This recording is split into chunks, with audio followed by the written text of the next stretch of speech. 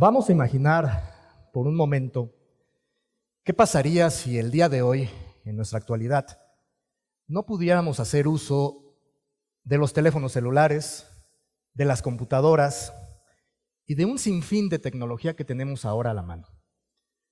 Y vamos a hacernos la siguiente pregunta. ¿Podríamos vivir sin esta tecnología actualmente? Para responder esta y otras preguntas, vamos a transportarnos en el tiempo a cuando muchos de nosotros éramos niños. Cuando veíamos de repente las caricaturas, las películas, series de ciencia ficción, y nos emocionaba y nos motivaba a saber las posibilidades del viaje en el espacio, de los robots, de las máquinas pensantes. En todo ello, precisamente, una próxima frontera de la humanidad nació en esa época que al día de hoy estamos viviendo. ¿A qué me refiero? La conquista del espacio. Hemos sabido que aproximadamente en el año 2030 la humanidad estaremos conquistando Marte. Muchos viajes incluso de seres humanos sin retorno para tener colonias humanas en Marte. Esto es obviamente algo muy positivo. ¿Por qué? Porque el ser humano estamos avanzando en todos los aspectos.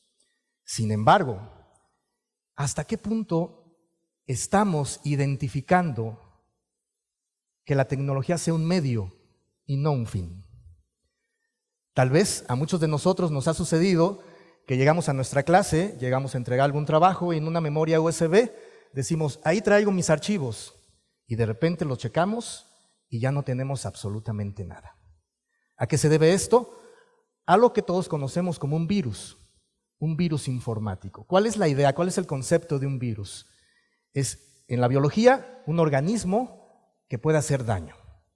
En la tecnología es igualmente. Pero ¿quiénes han diseñado estos virus? ¿Los programadores? Sí, así es, pero con ideas muy diversas, muy variadas. Esto nos lleva a pensar precisamente hasta qué punto estamos llegando tecnológicamente hablando. Como humanidad, en la misma tecnología estamos teniendo pasos agigantados. Tan solo hace 10 años los teléfonos celulares, lo recordamos, eran con botones.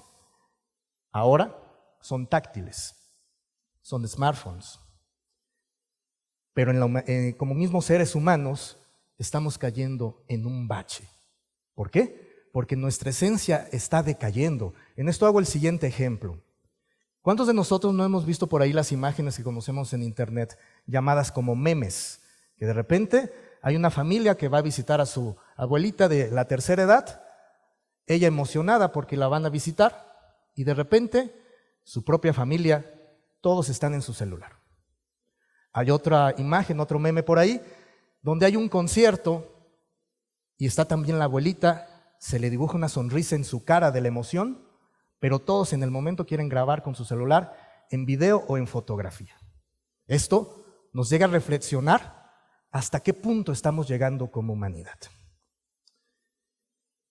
El recientemente fallecido físico Stephen Hawking, en una entrevista que se le realizó hace algunos años, de que qué opinaba, de que si estaba de acuerdo en que la humanidad, a través de proyectos como el SETI, la búsqueda de inteligencia extraterrestre inteligente, con base en Arecibo, en Puerto Rico, estuviera de una manera sumamente insistente buscando señales del universo.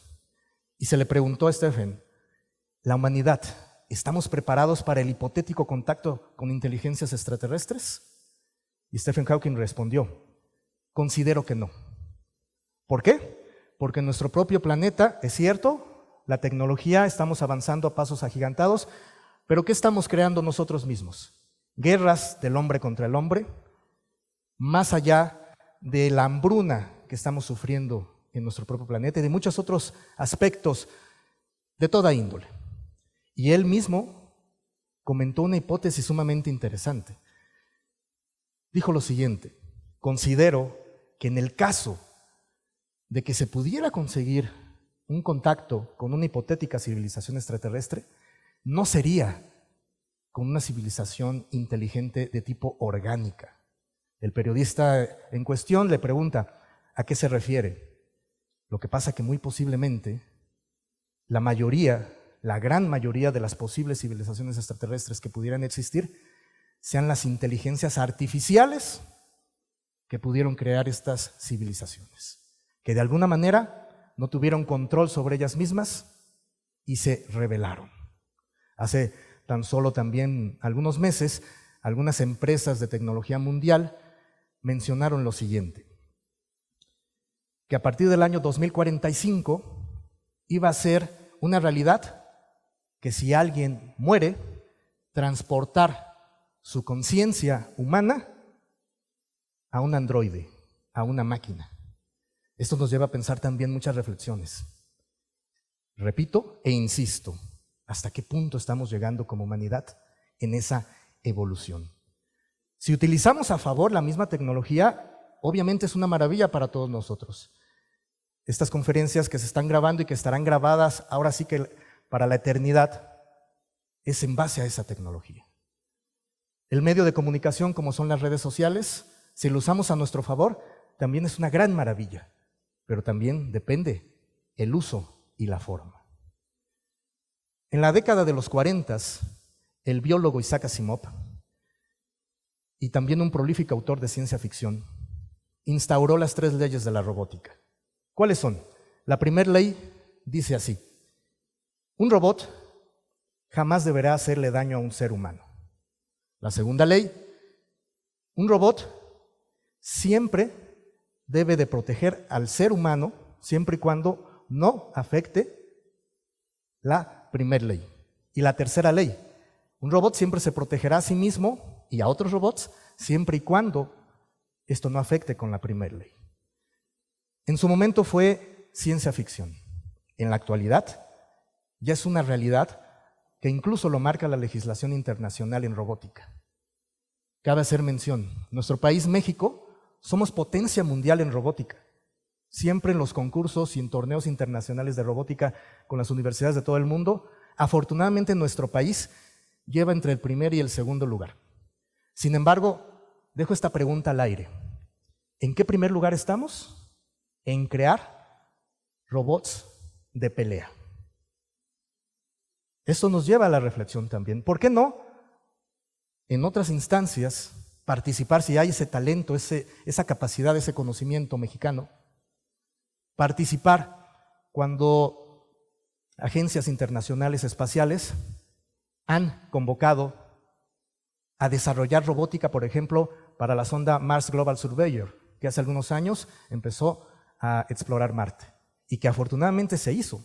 Fue un equipo multidisciplinario de varias universidades mexicanas que muchos aspectos de esta sonda fueron creadas por manos mexicanas. Pero ahí está la clave. Entonces, ¿esto quiere decir que Stephen Hawking tenía razón? ¿Que se puede repetir lo que pasa con ese choque intercultural, ese choque de culturas, como cuando Cristóbal Colón conquistó América? ¿Que alguna hipotética civilización extraterrestre sea una inteligencia artificial que no tenga una conciencia orgánica y por ende una emoción, como la podemos tener y debemos tener todos los seres humanos? En ello, muchos de nosotros recordaremos una película de la década de los 90, de ficción también, pero cabe hacer mención. La misma ficción a veces llega a ser la motivación y la inspiración para la ciencia real. En esta película que les decía, recordamos al personaje, muchos sabrán a quién me refiero, que está a punto de sacrificarse por los seres humanos y les dice: ahora sé por qué lloran. Esto nos lleva, repito, a replantearnos muchas cuestiones humanamente hablando. También, en base a todo esto, en su momento, al gran científico del siglo XX, Albert Einstein, le preguntaron lo siguiente: profesor, ¿cómo considera usted de existir una tercera guerra mundial, qué sería? Él contestó: no lo sé, no sé cómo sería una tercera guerra mundial, Sin embargo, de lo que sí estoy total y completamente seguro es que de haber una cuarta guerra mundial sería con palos y piedras. ¿Por qué mejor no encauzar, no dirigir esos conocimientos tecnológicos a el futuro cercano que puede ser, por ejemplo, con prótesis biónicas? Tal vez muchos de nosotros vimos en películas recientes que todavía están por ahí en cartelera, donde algunos personajes superhéroes de ciencia ficción pierden un brazo, pierden una pierna y les implantan un brazo, una pierna biónica. Esto en la actualidad ya está empezando a ser posible. ¿Por qué también no desarrollamos aún más la tecnología y la hacemos más accesible para todos nosotros cuando alguna persona tiene alguna enfermedad que no pueda caminar, por ejemplo? Para eso ya se están desarrollando los exoesqueletos, que en base a ello, apoyándonos en este tipo de tecnología, estas personas pueden volver a caminar. ¿Por qué? Repito la pregunta, ¿no encauzamos más positivamente esos conocimientos a esa tecnología a nuestro favor y no hacerla un fin, como desafortunadamente y tal vez de manera inconsciente muchos de nosotros lo estamos haciendo, sino conscientemente volverla un medio a nuestro favor? Y aunque el mismo Albert Einstein mencionó esto prácticamente en la época de la Segunda Guerra Mundial, unas décadas después, un gran pensador y motivador a nivel mundial como lo fue Martin Luther King, mencionó lo siguiente: si yo supiera que el mundo se acaba mañana, yo, aún el día de hoy, plantaría un árbol. Que esto nos lleve muchísimo a la motivación de que la tecnología es excelente para todos nosotros, siempre y cuando sea un medio y nunca un fin. Muchas gracias.